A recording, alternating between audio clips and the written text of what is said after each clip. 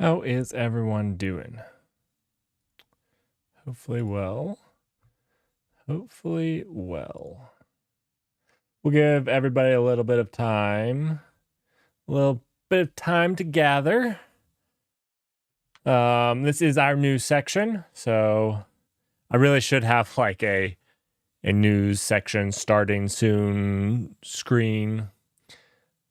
It's on my list of things to do this week.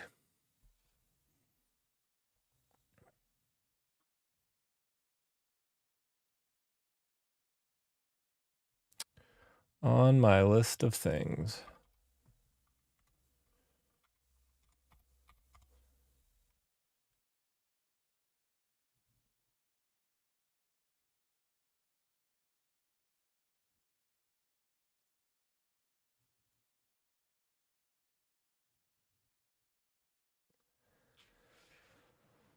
All right. We have a lot of stuff to talk about.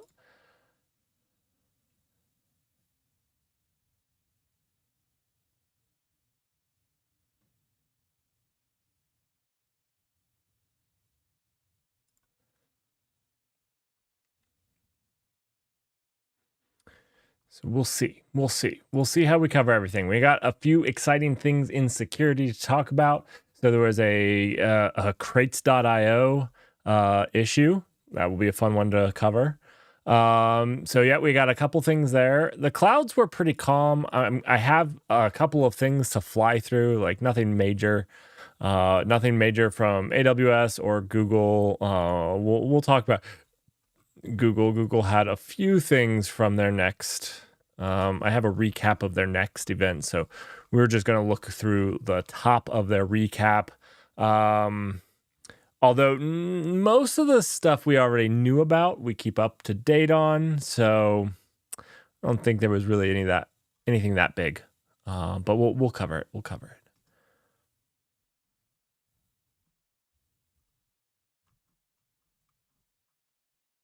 So yeah.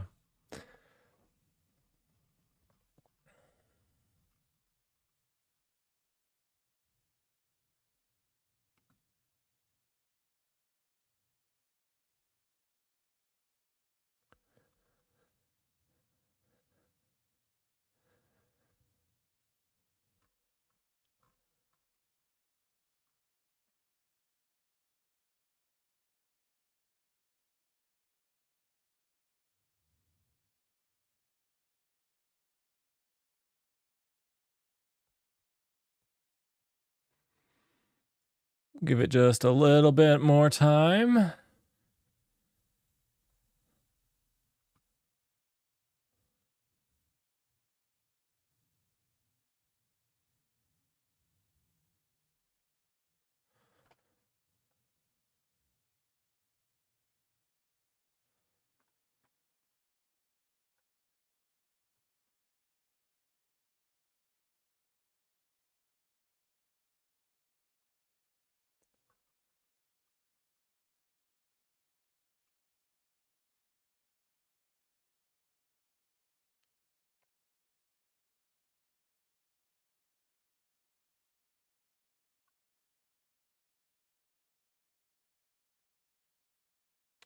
All right, well, let's start with security then. Are you all ready? Now, I am revamping the layouts of everything here. So one of the things that you're going to see is chat on screen.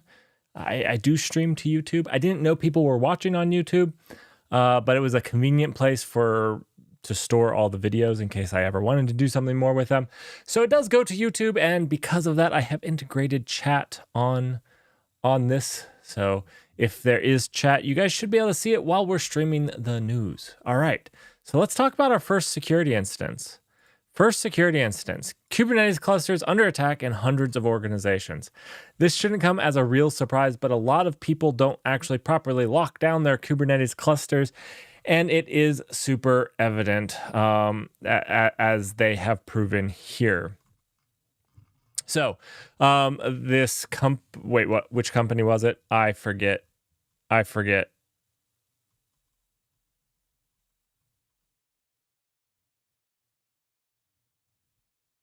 Let's jump to their page.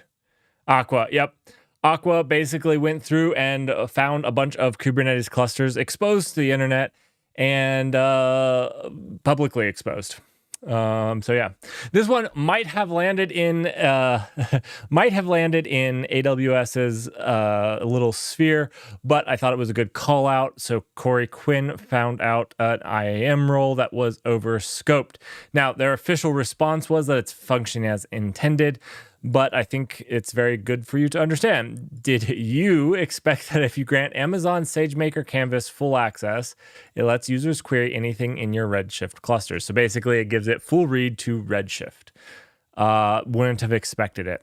So that's a very good call out if you're using it. On this, and that's in security because you usually use IAM roles as a part of your security complex there. So another cool thing that came out is Caldera for OT plugins. This is a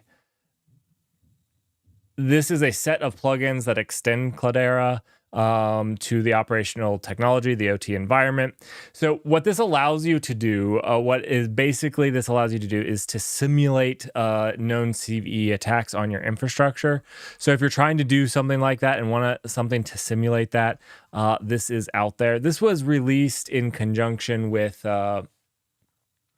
MIT-RE as well as the Central Institute of Technology and Infrastructure Security, the USIA's branch of the government. Yeah, that group. I forget off the top of my head. CISAC or something. Yeah, something like that. LastPass drama still has not ended. LastPass in 2022, last year, had a major breach, and it's coming to light that $32 million of crypto has been stolen because of this. So there's just more bad news that comes in kind of each day with this. It's pretty rough. The last thing here is the crates.io postmortem. User uploaded malware. This one was interesting and is kind of a wake-up call, maybe at least to me, was that basically there's this really cool build.rs feature that you can use. And if you do this build.rs, you can actually have Rust that code that builds, and it's pretty awesome. But these crates that were uploaded contain malicious build.rs files that would attempt to send metadata from the user's computer to a Telegram channel, including their operating system, IP address, geolocation information based on their IP addresses. So yeah, one version of the crate also contained a copy of the PuTTY installer with the build.rs, spawning PuTTY instead of sending metadata to Telegram. So this was somebody experimenting with the build.rs. This is cool, but also terrifying. So just because it's code doesn't mean that you can trust it. You need to trust the project as well, and the people behind it.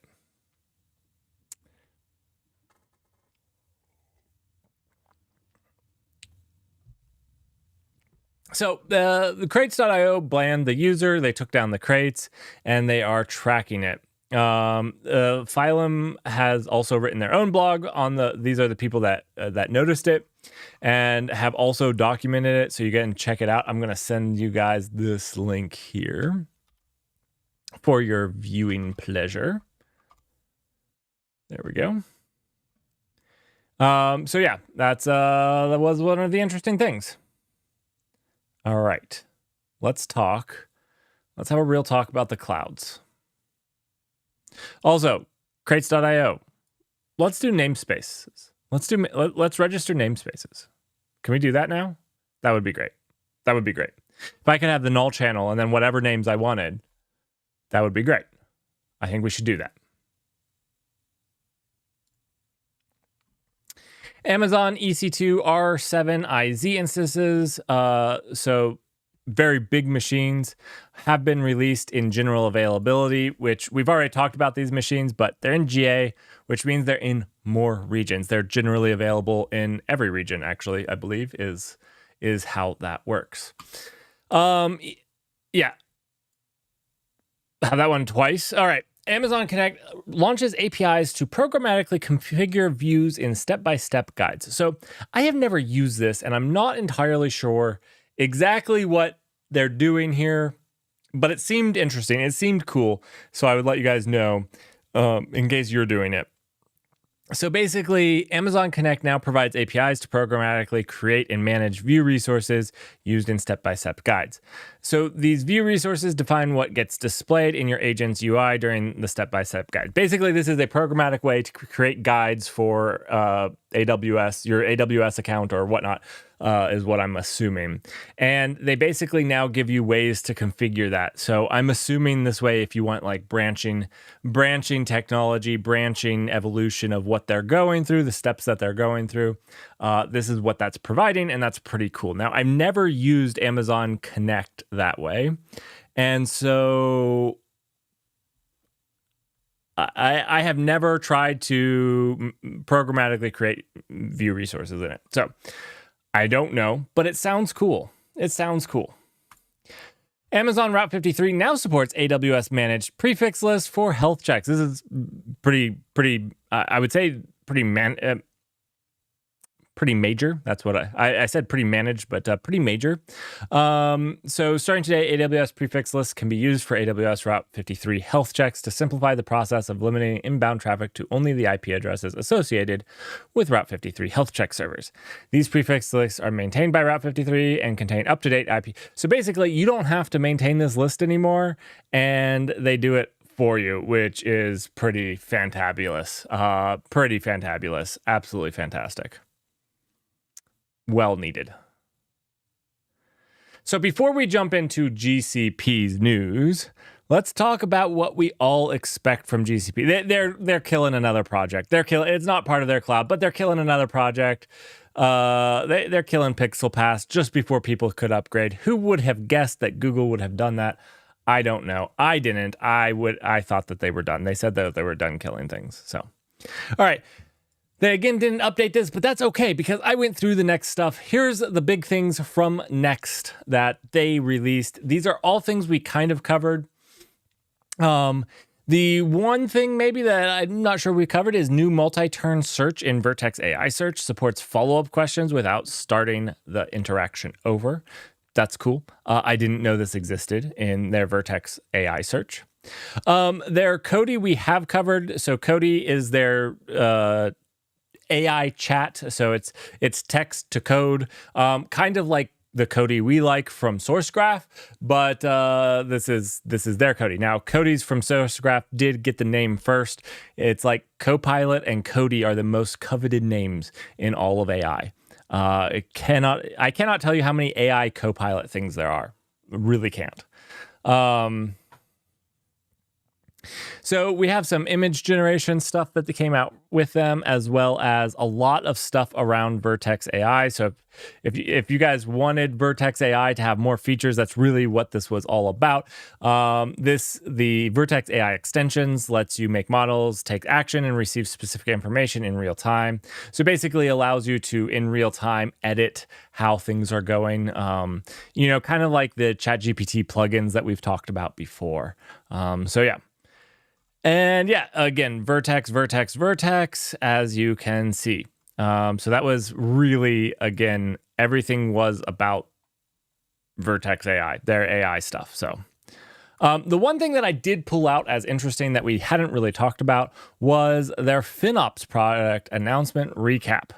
So their FinOps foundation is something that they've been working on, and they're kind of pushing it more GA.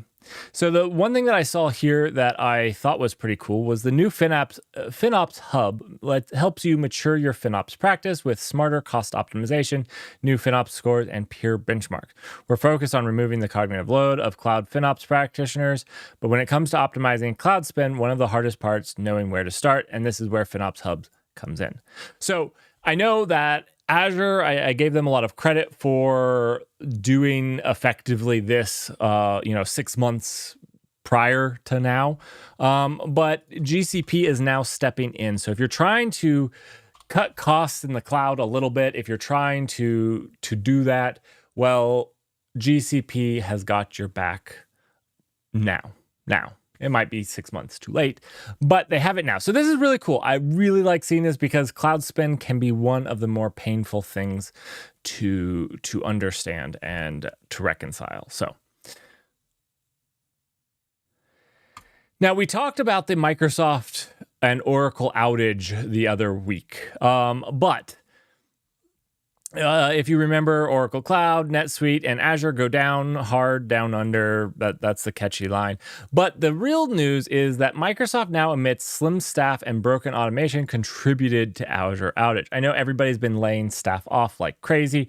That's like the new thing in town. And I warned that things like this could have happened. Now, there was a utility power sag that tripped cooling units offline in a data center, but the fact was that there was poor recovery from that from a lack of staffing. So that's interesting to see it come to fruition, especially since I called it only 6 months ago. I thought it would take a little bit longer to catch up with them, but obviously it has not. Public preview of Azure Modeling and Simulation Workbench. So I'm not entirely sure what this is. Not entirely sure, but it sounds interesting. It sounds like it's a place for data scientists to work together.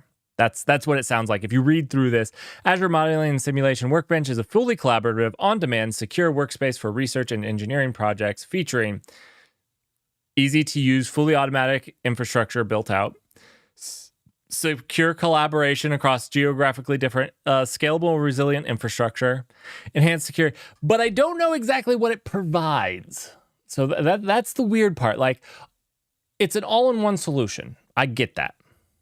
And I get that it's for modeling and simulations. But is there software that comes with this? Or is it just like, an EC2 instance or whatever their VM? Is it just a VM that automatically scales up?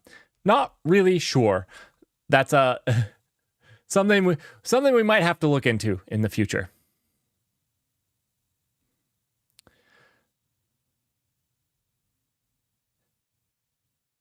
Hey, what do you think is underrated? Do you think this Azure Modeling and Simulation? I'm really not entirely sure what it is. I'm bringing it up to you guys because it's now in public preview. But I was going through some of the information on it. And like, this is Azure High Performance Computing. And I just wasn't sure what this actually was. Obviously, it's something around modeling and simulation, which is cool. And it seems to be important. It's in US East and West and the US government, Fairfax. But I'm still a little, I'm still trying to figure out what it does exactly without spending a lot of money to try to figure it out. Because obviously I could launch this if I wanted to spend my own money, but Anyways, hopefully one of you all know what this is and has used it. Please let me know in this or in the Discord. I'll report a little bit more on it if I find any more information. I have a few articles pulled up on it. Well, thank you for saying that about my channel. I appreciate it. I'm undergoing some changes to try to help support YouTube chat and Twitch chat so that you'll hopefully be able to see it next week on screen. So you can see what Twitch is saying and what Twitch can see what YouTube is saying. And so hopefully the channel will get a little bit better in the future. Thanks for joining. All right, generally available is Azure Premium SSD v2. Now, remember, this is block storage, so it is network attached storage. This is not SSDs directly attached, but it is fairly good. It's some of the best block storage out there for SSDs. So if you're looking for really fast network attached storage, this is pretty good in my tests that I have run. So yeah, definitely if you're in Azure looking for some network attached storage, it's pretty good. Now you're going to pay for it. It is premium in the fact that it costs more than the non-premium. But yeah, it's definitely a good step. Azure move, so move Azure load testing resources across resource groups and subscription is just allowing you, we've talked about the Azure load testing that they've enabled, and now they're letting you move those resources between different resource groups and subscriptions. So resource groups and subscriptions are maybe one of the most confusing aspects of Azure when you first start, but they're actually pretty awesome from an organizational level to deal with. So I like that, and I like that these load tests are now easier to move across them. I haven't tried this, but you can do it now. So maybe it's really painful. Not sure. Hopefully it's not painful. That would be my guess. Azure load testing now supports uploading large files as zips. So along with the benefits to load testing, they've made it even better, where you can load test uploading larger files. And that's it. We're on to ML. I don't know why this one last page was here. It was nothing. It was just me looking through their blog, see if I missed anything. You can see it again. Nothing here. Absolutely nothing. All right. AI ML. There was only a few things that came in with this. Really only two things that I found interesting that I thought I would put your guys' attention to, other than obviously all of GCP's efforts.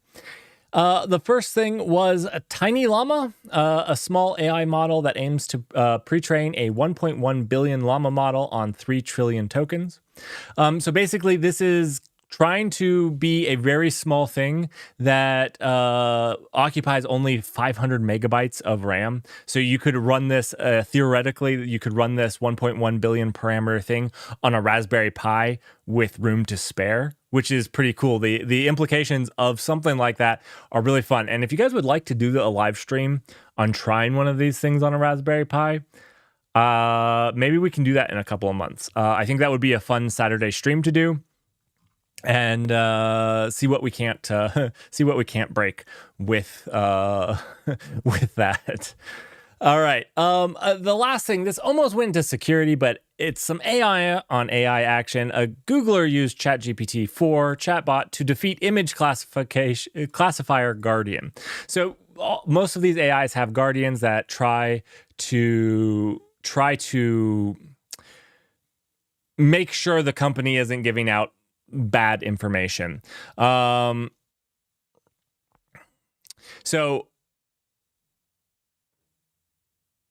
are they aiming to use them on phones? I think these chatbots on phones could be an interesting thing. If you're talking about the tiny AI, I think that could be a very interesting thing.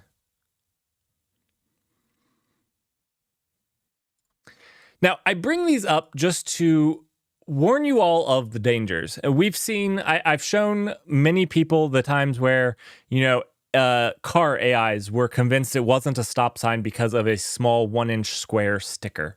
So there are many things that actually have life-threatening issues. If you can trick a car into not thinking there's a stop sign, that's a big deal.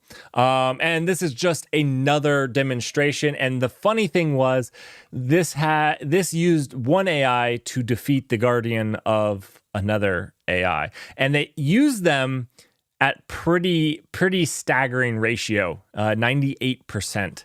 So yeah, if you guys are interested, I will send this. There's actually some links to some of the original stuff in this one. So go ahead and check that out if you're interested in that. And that was it for AI. Did you guys see anything else? Like I said, I have some pretty big updates, hopefully, that will all get done to the stream this week, so you guys can see chat on screen. There's going to be some other stuff. I tried to do it before this happened, but rejiggering everything beforehand was just not going. It's not like Git. I wish OBS Studio worked like Git, where I could have all the configuration in a Git repo. Not even joking. That would be amazing. That should be a plugin. Okay, that might be a plugin we make. Git OBS, GoBS. That's maybe the plugin that we have to do. So other than that, I have just a couple of articles, and then we can wrap it up. I don't know how much you guys want to talk about these articles. We will go into them as much or as little as you guys would like. So there is one really spicy one that I have not read yet, but I know it's spicy because there was a lot of commotion about it. So we can read that together or not, depending on how much you guys know about it. All right. So the first thing, IBM and Fujifilm released a record 50 terabyte memory tape. I don't know why they say memory. That's a weird statement. But a tape with 50, it holds 50 terabytes. Now, tape is actually really good for long storage. It really is. I don't think it's been derailed as that. I'm wondering if more than like the Arctic archives, because I believe the Arctic archives are in tape. I wonder if there's going to be more uses for it in the future, or if that's all it's delegated to is really, really cold storage. Because I think it's actually fairly good at that.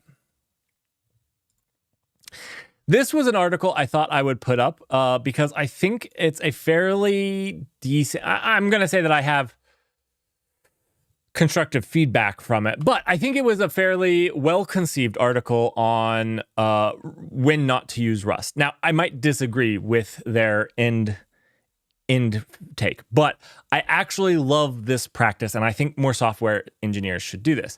This is a postmortem on a small project I've been working over for the past few months. Now, what I think is really good is that this person, Oliver, I'm going to say Oliver, did this. I mean, it's fantastic. I think that we should do more postmortems of even our own personal projects.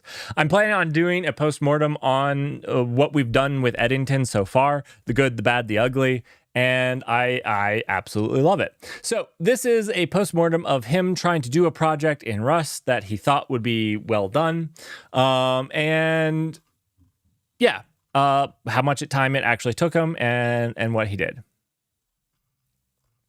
So anyways, I'll let you guys read that. We were not going to read... I was going to read it with you guys, but then like, it's pretty long. So then I went ahead and read some of it myself. I haven't gotten through all of it. Well, no, I did get through all of it. I got to here. I've been getting pretty far through it. I have just a few last little things, but yeah, I've read a lot of it. I thought it was fairly well constructed, and I thought that the practice we could learn from doing this. I know that I'm a big fan of postmortems on teams and things like that, and doing it even on an individual project, I think has a lot of good things. So we might do some postmortems of a couple of our things. I've kind of been encouraged to do it from this, and to encourage to have a conversation from other people who have seen the projects to give me, feedback on the postmortem, because some of you guys see it while I'm streaming it. So yeah. Some kind of spicy news that I didn't realize was spicy news was the fact that Turbo 8 is dropping TypeScript. Now, to be honest, I don't know what Turbo 8 is. I mean, Turbo is something, and this is like the 8th version of it. But you can see people got very angry. Very angry.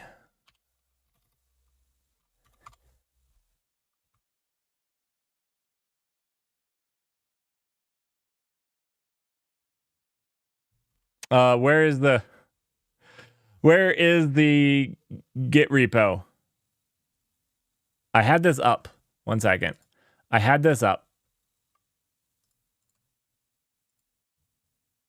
All right. So this is Turbo. And Turbo is dropping TypeScript. Now, I generally like TypeScript because I'm generally a fan of types over not types. Now, there are some that really hold to not typing things, and they like flying that way, and that's fine. I think somewhat I kind of understand on a front end. On a front end in JavaScript, there's a lot of like, things could just change on you, and it maybe is convenient. Not necessarily arguing that. I'm just saying I can see it. But that's being said, Turbo dropped TypeScript, and this initiated this open source hooliganism and the TypeScript meltdown.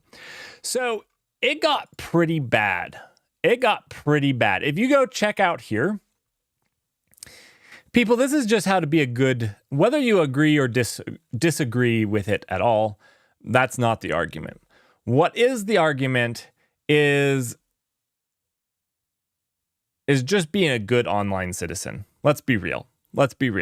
There were spammed pull requests reverting the change, spammed from people who have never committed to the repository, which was the interesting thing. There was spammed issues, not only to revert the change, but also to remove the main contributors from the project, the people that actually maintain it. I thought that this was a little sad that this even happened. Now, I actually generally disagree with David on this. He's a big Ruby on Rails person. I think he's the one that wrote Ruby on Rails. And Ruby and JavaScript don't sit well with me because I'm one of those people that have found that types save me in the future and in the past. And I like types.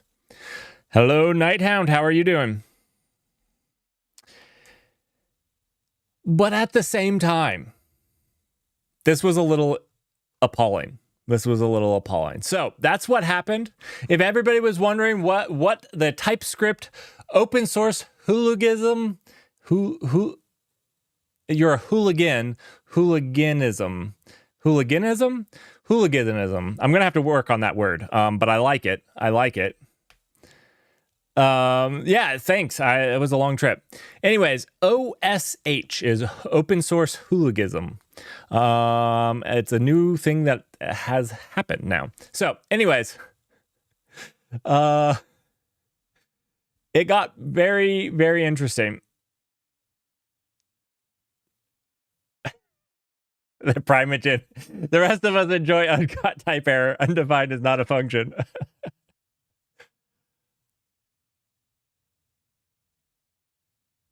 Raj, you're right.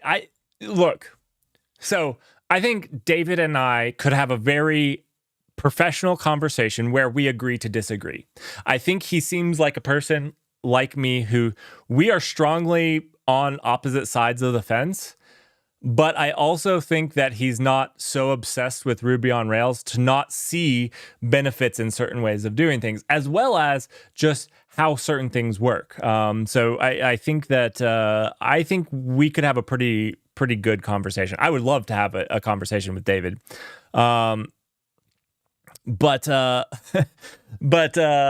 you know, I do strongly sit on a different side of the fence than he does with regards to types and Ruby on Rails, because I don't do Ruby on Rails. But this was a little sad to see. So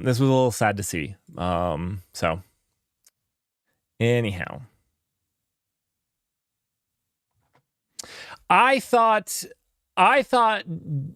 David's take on when to move to the data center was interesting. I thought that it was potentially dangerous, and I'll give you this, because his take was, my engineers already know all of this stuff for the data center, so it effectively doesn't cost us anything to do it. And that's a fine take, but not everybody's team is that team. Maybe he has a team of all stars that know those things and can do those things, and that's fantastic. But as I would say with every blog article, especially ones like that, don't just read that and assume that you can do the same thing. Maybe you can. I'm not saying you can or can't. It's just important to understand. I'd find everyone who filed a PR to revert or raised an issue to remove maintainers and file a complaint with GitHub trying to get their accounts banned. Yeah, Russell. I think it was sad. Especially because the biggest part is with GitHub, your issues and your pull requests and your project planning there are really how the community works together. And so the sad thing was, you ruined it for anybody that was trying to be constructive. Even David Hansen in his thing was like, there were a few people that had legitimate takes that he'd like to have heard more from. But it was drowned out by everybody by everybody else. And so I think that's like the really sad thing is like they just hurt the community. Like, it's great that you like TypeScript. I personally like TypeScript too. There was actually a good take in here of his TypeScript. One second. I'll see if I can't find it really quickly. Let me see. Annie.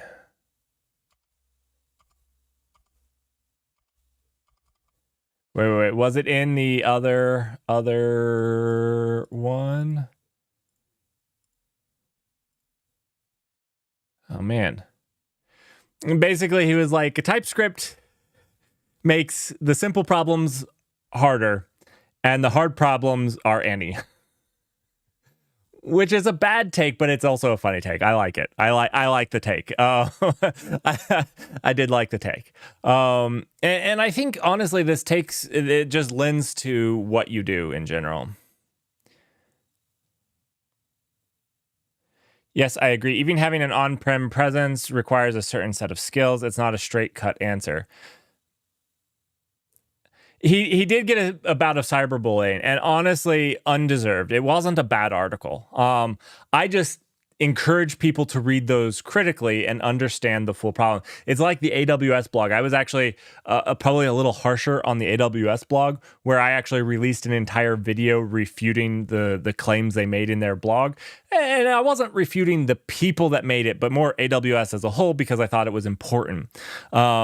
But you have to read any of those articles with a full understanding. I feel like that's actually the danger, is when new junior software engineers read those blogs and don't understand. Even maybe not even juniors, not fully senior, engineers read those, and then they try to blindly say, "Oh, well, this is how they're doing it," and they're really good, and they are really good. But yeah.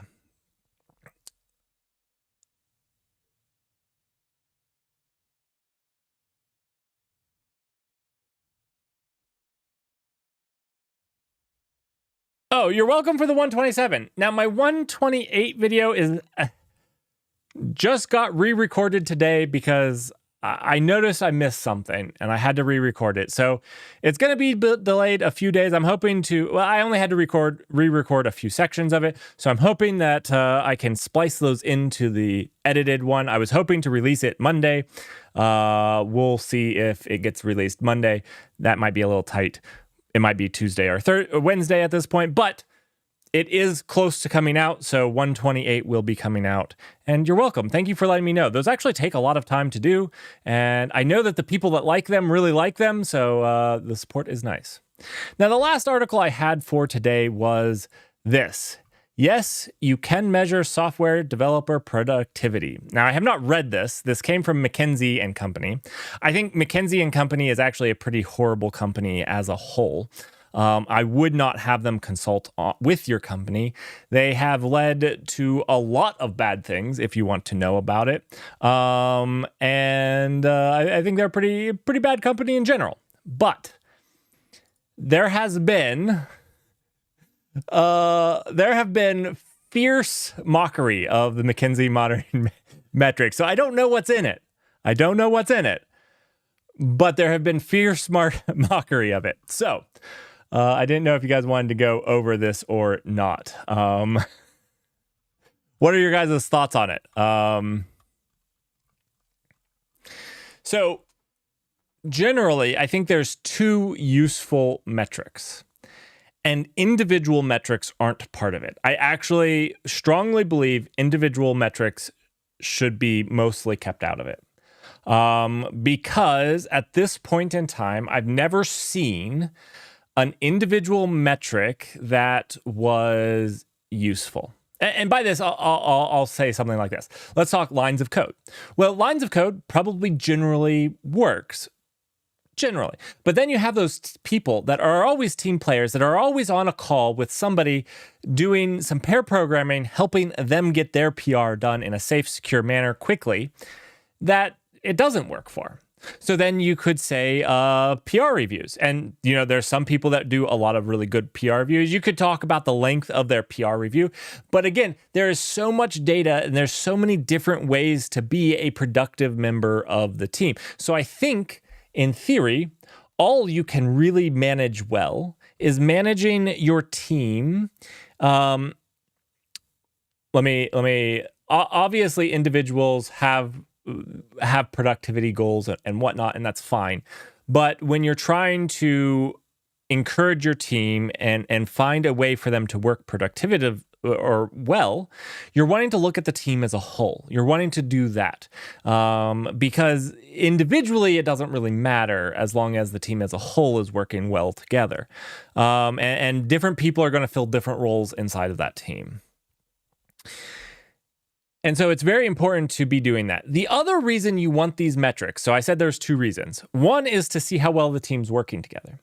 The other reason is your upper management, your middle management, your upper management, your everybody from your engineering manager up to your VP should be looking at the team's effectiveness as how well they're doing. So as a senior management, you should be looking at improving your team's productivity.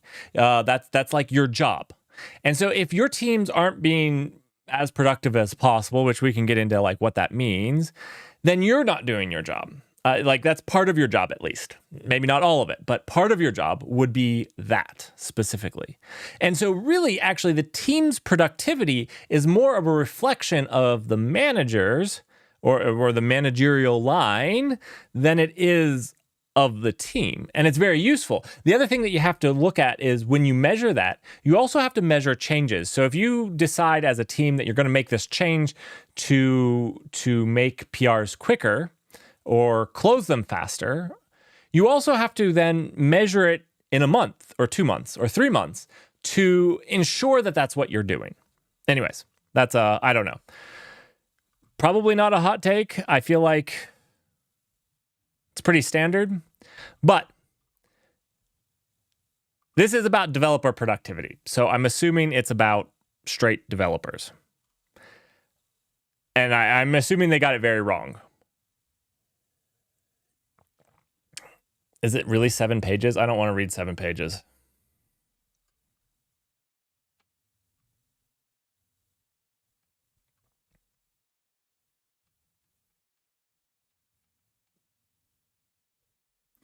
I mean, this is important. Regardless of industry, leaders need to know that they are deploying their most valuable talent as successfully as possible. You should make sure that you're deploying any talent that you have as successfully as possible. That's what management is supposed to help do.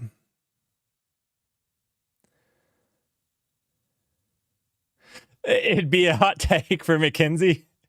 They go something that can be graphed in Excel. There's no denying that measuring developer productivity is difficult.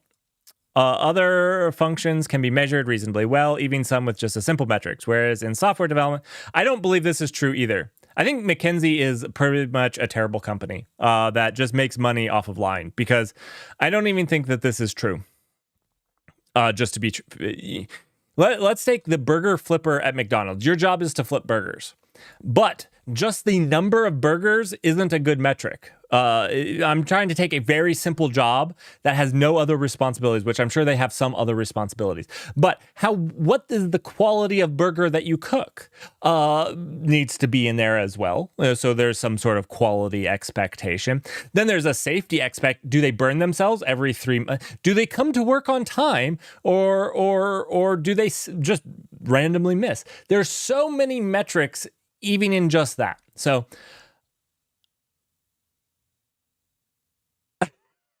McKinsey, so if you need PowerPoint help, if your PowerPoint slides aren't up to snuff, hire McKinsey. They will get your PowerPoint skills right up there with the best of them. That's what we need to do, a McKinsey commercial for them. Software development is also highly collaborative, complex, and creative work that requires different metrics from different levels, such as systems, teams, and individuals. What's more, even if it is genuine commitment to track productivity properly, traditional metrics can require systems and softwares that are set up to allow more nuanced and comprehensive measures.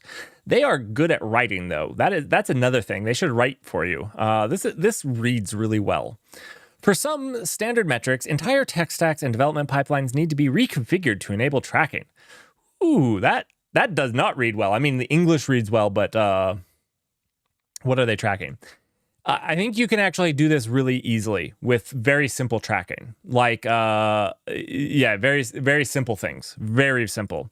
And putting in place the necessary... Keep it simple. Keep it simple. If you're saying that you need to rework everything to track properly, don't start there. Don't start there. You want to keep it simple and work slowly as you add on. Oh, we have to keep hiring them to make the presentations for us. This new segment is completely trashing McKinsey. Oh, fantastic. About the authors, I bet you they removed their names. Okay. You really do want to keep it simple, because if you're doing something, all of this is technical debt in theory, because all of this is going to have to be maintained, and as well as going to have to bring your developers up to speed on it and whatnot. Simple is easier. It's easier for your developers to comprehend, and it's actually harder to game as well. When you get something so complicated, you can get people that game the system that look really productive when they're not doing anything. So I think, honestly, simple is better in every case. Anyways. Furthermore, the landscape of software development is changing quickly, as generative AI tools such as Copilot X and ChatGPT have the potential to enable developers to complete... I wonder how much Copilot and ChatGPT paid to be in this article. Is that not a thing? Have the potential to enable developers to complete tasks up to 2 times faster. Wait, where did they get this? Where did they get this? Oh no, it's another McKinsey article.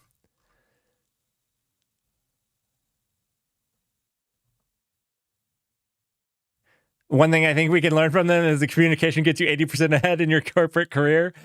This is actually a very well-written article. I'm used to reading developer articles, which any article I write would be in the same bucket, and thus not real great.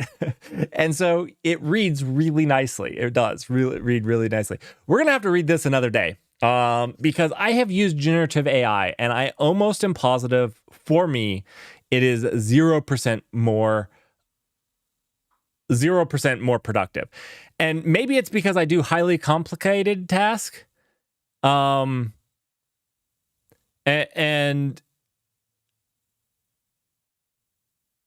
it's really good for code documentation. Maybe that's what they're saying, is that it's really good for code documentation.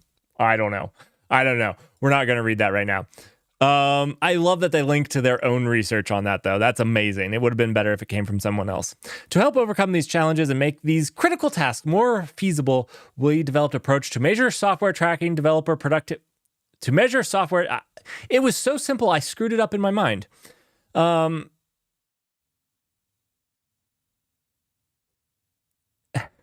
It's the information sourcing equivalent of a snake that eats itself. We state fact. Here's a blog that we wrote saying that. Yeah. I'd be interested if they had data and like how they came to that data from that, or if it's just like made up. In so doing, we built the foundation of existing productivity metrics that industry leaders have developed over the years, and an eye toward revealing opportunities for performance improvements. This new approach has been implemented at nearly 20 tech, finance, and pharmaceutical companies, and the initial results are promising. They include the following improvements. Now, I would like these companies, I'm calling on you 20 companies, to release your full information, your full stuff on the performance, how you tracked it, why you tracked it, and how you measured that productivity gain. I'd like to see that.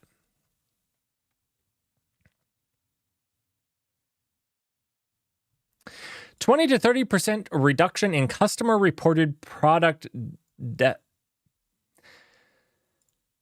This doesn't even make sense. This doesn't even make sense in this article. And the reason is that you can measuring, tracking, and benchmarking developer productivity.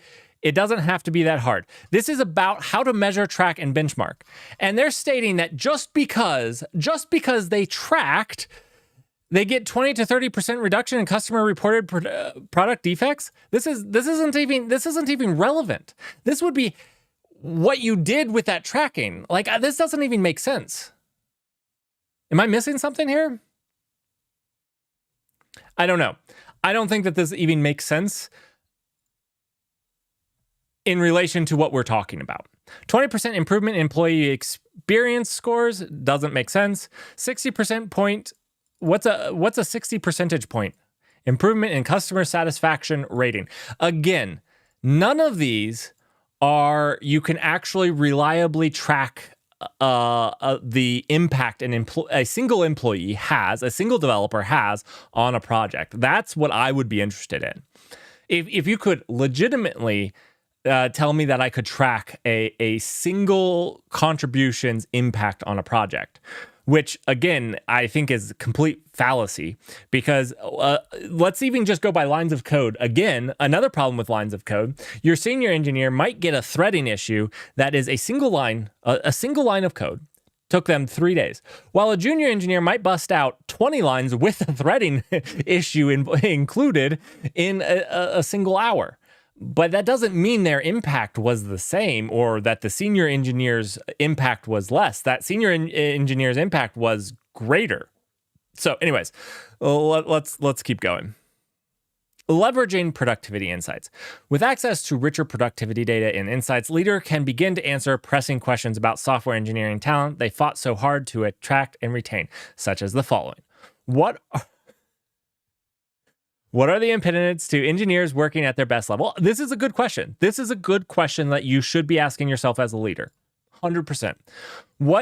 How much does culture and organization affect their ability to produce their best work? 100%. Ask this question. How do we know if we're using their time on activities that truly drive value? 100%. Ask this question. How do we know if we have all the software engineering talent we need? Okay. Sure. These are good questions. They're hard to answer. They're a good question. Understanding the foundations. Do we get any charts?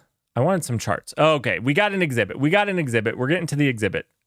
To understand a significantly nuanced system of measuring developer productivity, it's essential to understand the 3 types of metrics that are needed to be tracked. Those at the system level, the team level, and the individual level. I really like the team level. Unlike a function, like I'll say the DORA metrics are a little overhyped maybe, but the DORA metrics are fairly good, at least in general. Unlike a function such as sales, where a system level metrics of dollars earned or deals closed could be a measure that works for both teams and individuals. Okay, this is also a garbage thing. Mackenzie, don't use this as your statement. I hate that sales are pushed for sales. I think it makes bad salespeople. You can have a horrible salesperson that overpromises, under-delivers, makes upset customers, promises features that aren't going to get done, and things like that could drive sales, legitimately give them more sales numbers, but in the end hurt your company. So I think this is a bad take, even for just sales. For instance, while development frequency is a perfectly good metric to assess systems or teams, it depends on all team members doing their respective tasks and is, therefore, not a useful way to track individual performance. I'm betting they are incredibly woolly on the actual way to do it and suggest bringing their consultants to help. Oh, sure. 100%, Russell. They are not going to. Is woolly a U.S. term or is that a British term? I'm guessing it's like unruly or very fringy. Now I'm just making up a word. I said fringy, but like very vagary. Yeah, there we go. Another critical dimension to recognize is what the various metrics do and do not tell you. For example, measuring deployment frequency or lead time for changes can give you a clear view of certain outcomes, but not of whether an engineering organization is optimized. And while And while metrics such as story points completed or please don't do story points completed. Okay, can help determine optimization, they require more investigation to identify improvements that might be beneficial. Sounds like firing your entire management staff would be beneficial. In building our set of metrics, we looked to expand on the two sets of metrics already developed by the software industry. The first is DORA metrics. Yep. Named for Google's DevOps research and assessment team. These are the closest the tech sector has to a standard, and they are great at measuring outcomes. When a DORA metric returns a subpar outcome, it is signal to investigate what's going wrong. Yep. Like I said, I thought the DORA metrics were some of the better ones that we could use, which can often involve protracted sleuthing. For example, if a metric such as deployment frequency increases or decreases. The other thing that I would say about DORA metrics, a very important note. DORA metrics don't transfer. You can't compare two different teams' DORA metrics. That's, I think, completely inappropriate. Two different teams have two different sets of goals. They have different objectives. They have different applications, software, technology stacks. I don't think it is applicable to compare. They have different size teams. You cannot compare DORA statistics or metrics against other teams. They are there to understand the velocity of a single team in time. Is this team becoming more proficient or less proficient? So, as I was saying previous, you make a change as management and you see how that affects it over time. Did your team get more efficient or less efficient over time? And the DORA metrics can help you understand that. There can be multiple causes determining blah, blah, blah. The second set of industry developed measurements is space metrics. I don't like the space metrics. I don't like the space because they're not actually metrics. Satisfaction and well-being, these things are hard to measure. They're not quantitative. They're very woolly. I'll use that word. They're very woolly. They're very difficult to actually define. So I think the space metrics are garbage in general. I'm fine if you want to use them to augment or whatnot. I just don't think that they're as good as the DORA metrics in general. I could be wrong. Add info. Okay, 1 second. Let's turn dark mode off for here. This is hard to read. Do I have to reload this? Oh, no, it took me back to this top. Oh, no. I don't know.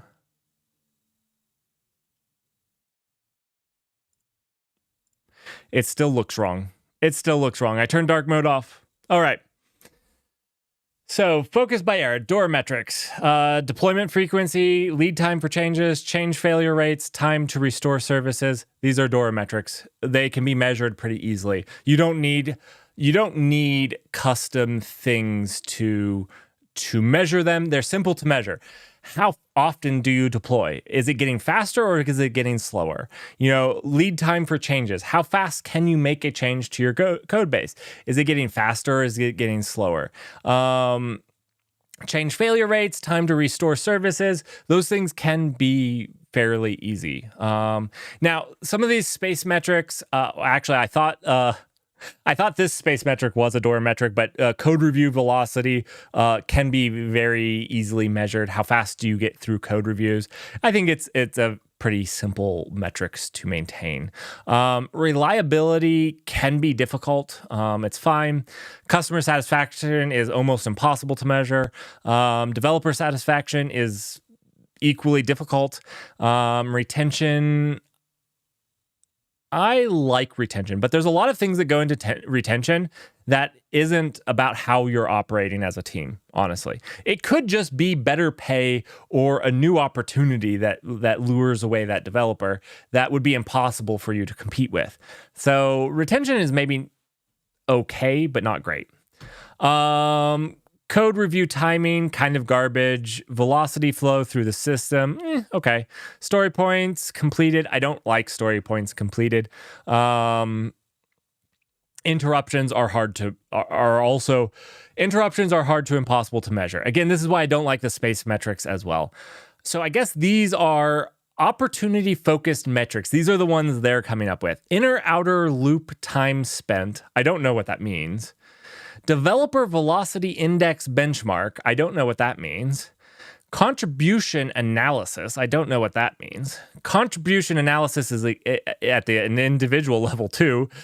Talent capability score. What the garbage is this? I now understand why it's getting so much hate. This is a bunch of words I don't know. Okay, hopefully they explain. Inner outer loop time spent. Okay, here we go. Developer velocity. What does that even mean? That's what we're... Okay, they have explanations here. Inner loop. To identify specific areas for improvement, it's helpful to think of... one second. This was a metrics here. So inner outer loop was the system level. This is where like deployment frequency would come in. I would honestly do like lead time for changes, like pull requests, but okay, I get where they're coming. So this is at the system level. Okay. To identify specific areas for improvement, it's helpful to think of activities involved in software development as being arranged in two loops. Exhibit 2. A inner loop... Where's Exhibit 2? Okay, this is Exhibit 2. An inner loop comprises activities directly related to creating the product's coding, building, and unit test. An outer loop comprises other tasks developers must do to push their code into production. Integration testing, releasing, and deployment. Okay, so inner loop is like unit tests, builds, whatnot. Outer loop is all... They have meetings in outer loop. I thought that this was like end-to-end tests. One second. An outer loop comprises other tasks developers must do to push their code to production. Integration testing, end-to-end testing, releasing, and deployment. They have meetings in here too. Security and compliance, okay. Deploy at scale. You put anything at scale in the diagram and it makes the diagram more valid. Oh yeah, I can move fast. When Dilbert gets it more right than you.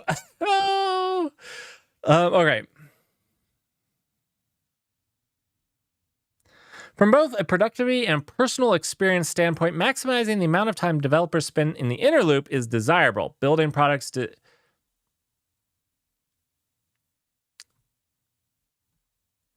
Okay, so I get what they're saying here. Okay, let's go back up here. They're saying opportunity, inner outer loop, time spent.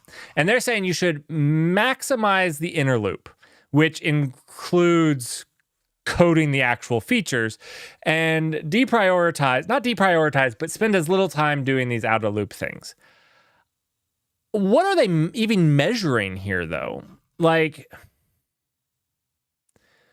In theory, with like a continuously integration suite, you're right. All of this stuff is automatic. And if that's what they're pushing for, that's great. But these systems do take time to maintain and update. So I'm not entirely sure what this isn't even a metric, really.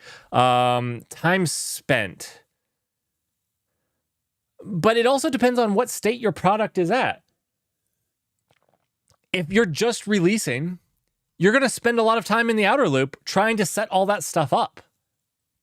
So you're going to have a lot of time here, and that's good. You're getting it right. You're doing it right. Doing this right is important. I don't know.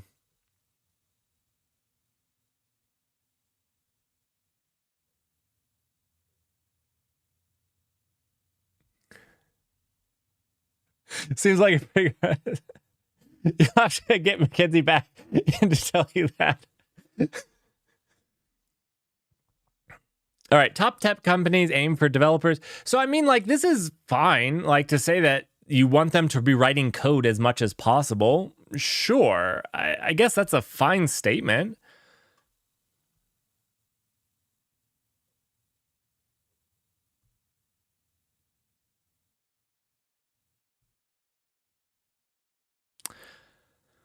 Instead of coding, we're spending too much time on low value added tasks, such as provisioning infrastructure, running manual unit tests, and managing test data.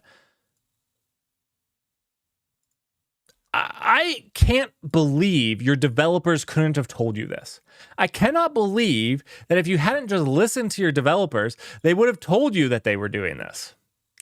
I don't know. Whatever. This seems like, at best, meh. The Developer Velocity Index is a survey that... Oh, great. It's a survey. Can we just skip it if it's a survey? I think surveys are bogus, right? I think this is a code smell. I'm going with that. If you're taking a survey as part of your metrics for your velocity, my dissatisfaction would be very high if you sent me a survey on it.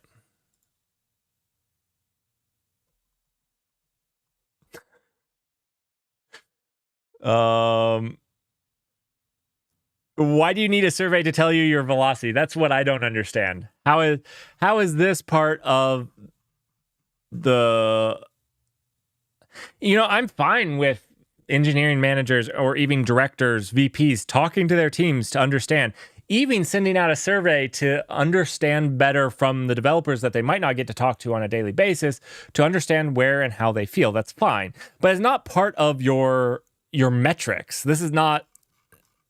Again, it's the developer's feelings. The developer's feelings could be wrong. My feelings on how things are going have been wrong in the past. Not that those feelings aren't valid, because they're obviously there for some reason, but it doesn't mean that they're right either. And so having a good way to convey those is great, but that's what they are. All right, contribution analysis. Assessing contribution by individuals to a team's backlog, starting with data from the backlog management tools such as Jira, and normalizing data using a proprietary algorithm to account for nuances. What? They developed a proprietary algorithm to normalize data. McKinsey isn't useless after all. That's fantastic. They have discovered data normalization, guys.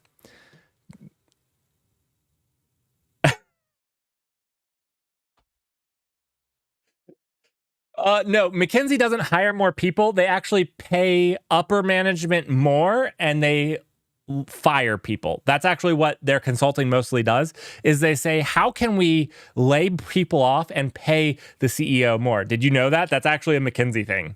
That's actually one of the things that they push for. That's McKinsey for you. Okay, let's move on from McKinsey shenanigans. Hooliganisms can help suffice. Okay, let's get this.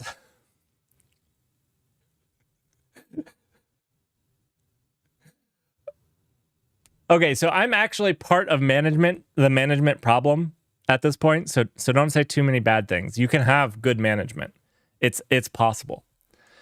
For as much as I disagree with, David Hansen about type safety, for one, I think David Hansen and I would have many things in common about management. Yeah.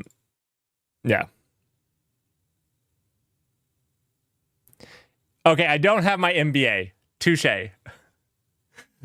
Almost like they're incentivizing the CEOs to use them again. Russell, it's not even funny. It's not even funny.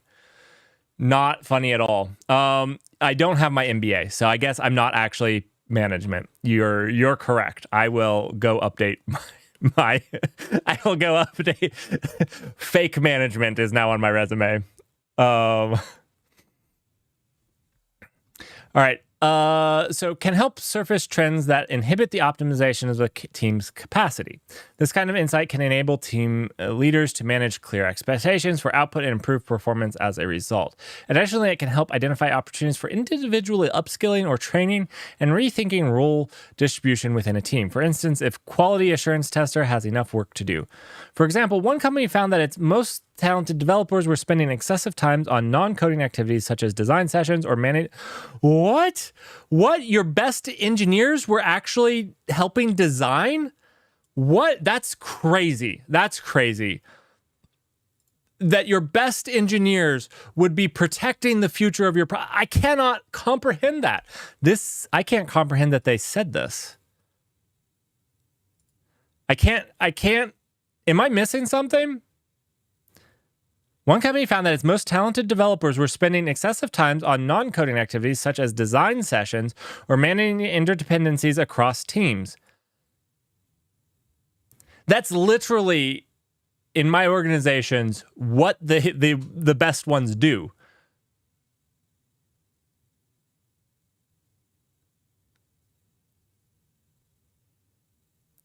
Siloing is great. I'm a firm thing. If you're doing microservices, you should silo. But the thing is, there will become a time when microservice team A needs to make feature B. But feature B requires a feature C from team D. And you got to work with it. Your team they're still dependent on other teams. Which means there will always be dependent. You can work on silozation, and that's great, but you need very experienced team members designing in such a way where that silo exists. And not only should they be designing in such a way where that silo exists, but also managing the interdependencies across the teams and helping them. I don't know. Like, this doesn't make sense to me.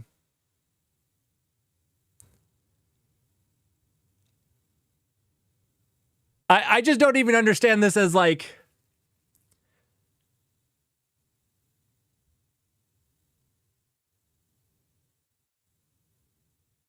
In response, the company changed its operating model and clarified its rules and responsibilities and enabled those highest value developers to do what they do best, code. I want to talk to this company. If you exist out there, and this was you, I'd love to talk to you.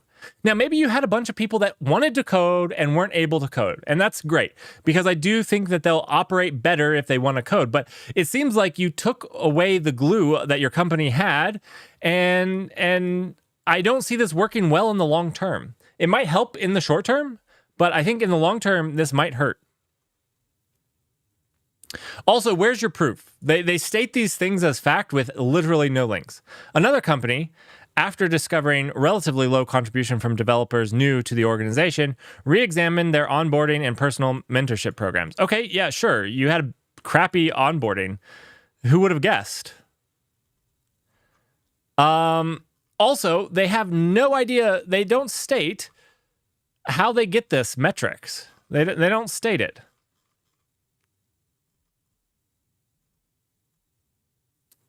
All right. Talent capability store. How do these companies survive? Yes, Russell does get a lot of it. So I do believe, one, Raj, thanks for the follow. I missed that. Two, I do believe I'm going to now open up Null Consults. You can hire me to consult for you. I will tell you how your previous consultants failed you and take your money happily for you. I'm just doing it free on Twitch right now. I've been doing it wrong. Talent capability score based on industry standard capability maps. Obviously, my score on that on reading English is low. This score is a summary of the. I'd like to know what this industry standard capability map is here. I'd like to know what this is because they don't link to it. This should be linked. Period. If it's an industry standard, you should have a link to it. Period. This is a score, the summary of an individual knowledge, skills, ability of a specific organization. Ideally, organizations should aspire to a diamond distribution of proficiency, with the majority of developers in the middle range of being competent. This can suffice coaching and upskilling opportunities, and in extreme cases call for rethinking of talent strategy. For example, one company found a higher concentration of their developers in the novice. Sure, you want a good, but this is not a score. This should be your senior engineers versus your junior engineers, and making sure you have a good spread. This isn't a score. The stuff they're saying up here is hogwash. These aren't metrics. This isn't a metrics. This isn't something you keep. It's garbage. I realize now why people are talking about it. Avoiding metrics mismatch. Let's see. As valuable as it can be, developer productivity data can be demanding to organizations if used incorrectly, or damaging, like my English reading skills. So it's important to avoid certain pitfalls. In our work, we see two main types of missteps occur: misuse of metrics and failing to move past old mindsets. Misuse is most common when companies try to employ overly simple measurements. Wrong. Misuse is when you get bogged down by too many measurements that you don't even know how to measure accurately. Because most of the ones that they said were hard to impossible to measure accurately, and they didn't give you any input in how to measure them. Take talent capability score. How do you measure the talent capability for what? For Kubernetes, for software, for Go, for what? There's such a spectrum out there. This is a mind-boggling concept to even state. We increased our customer happiness score by 43% after bringing in McNally's. Is that what my consulting firm is, McNally's? I'm not opposed to it. That's pretty fantastic, McNally's. This is definitely something targeted purely at C-level bean counters. Unfortunately, this is the problem with C-level bean counters. If you're being convinced by this, by garbage with no statement, like I don't even need to read more. The problem is they make these statements that aren't even backed. What industry standard are you referring here? Not only that, how are you measuring it? What do you do? Is this a survey? Are you looking at something? This is why I think Dora so far is the only ones that I have ever seen, because they're fairly simple to gather. You have your deployment frequency, you have your lead time for changes, change failure rates. That one's maybe one where I'm like, it depends on what you're deploying on your change failure rate, but we can talk about it. Time to restore services, again, I think you can do code review velocity. I thought that was part of Dora, but I guess that's part of space. My bad. And then, stuff starts to fall apart. You can do code review timing, and you can even do velocity flow through the system. Those things are easy to measure and easy to understand. The nice part about easy, unlike what McKinsey states here, is that when they're easy, overly simple measurements, it's actually easy to understand. It's actually easy to see if your velocity is increasing or decreasing. When you have the complicated thing that they have at this point, do you even know if one metric moves up and one metric's moved down, was it a good change or not? I wouldn't even know. In a complicated world, the best recourse is to keep it simple. And if you're trying to add complexity to solve complexity, you're a fool.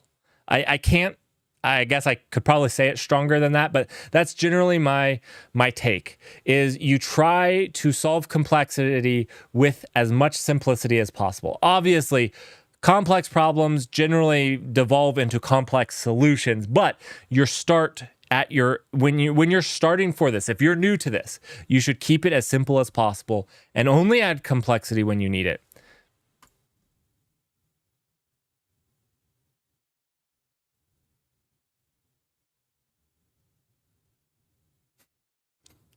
It's a great name. Follows the McKinsey name for CEO approval. Uses Null as your brand. It also reminds people of McNuggets, and who doesn't like a chicken nugget?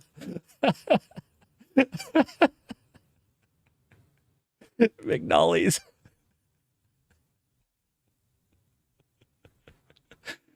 Oh.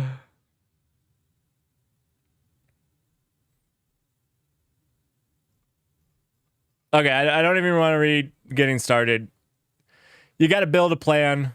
You got to assess your system, learn the basics. All C-suite leaders who are not engineers, who have been in the management for a long time, need a primer on software. Okay, I would say if you're in the C-suite, don't try to measure developer productivity. That's not your job. Maybe the CTO, but really the CTO should be asking their VPs, their directors, to come up with a plan to how to measure, how to understand their teams, and how to, track their improvement. Because my goals as a leader is to improve my teams. That's my goal. And actually, I should have, part of my performance review should be my team's performance. That should be my performance review. And so I have to know my team's performance to actually see if I've increased their performance or decreased it. That's like a hands down. It has nothing to do with the team or the individual team metrics. I would leave that individual to the engineering manager, period.